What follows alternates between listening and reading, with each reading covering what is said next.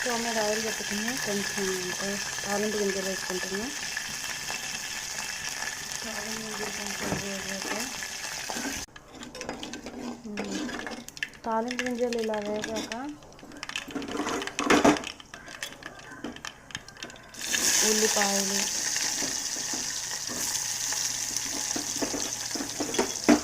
అలాగే కొంచెం పచ్చిమిర్చి,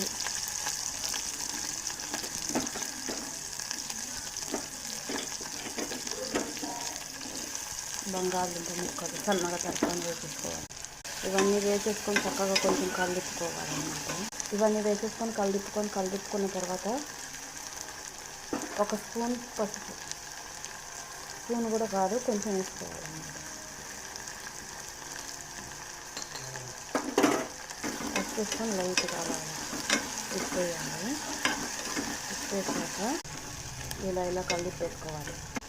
పసుపు అంతా బాగా పట్టుకున్నాక 1 మినిట్ అలా మూత పెట్టి మగ్గనియాలి. ఒక 1 మినిట్ మూత పెట్టి మగ్గనియాలి. చేశాక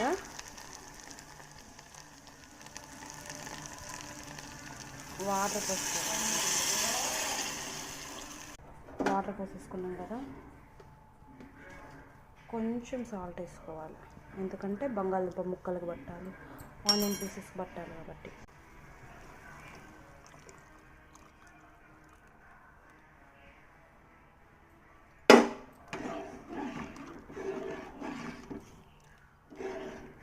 ఇప్పుడు శనగపిండి వాటర్ కలిపేసి పోసేసాను. ఇది కొంచెం సేపు మగ్గితే ఏంటంటే చపాతీ కర్రీ రెడీ అవుతుంది. Home made style. ఇంట్లోనే ఇలా చక్కగా చేసుకుంటే హెల్త్ చాలా మంచిది.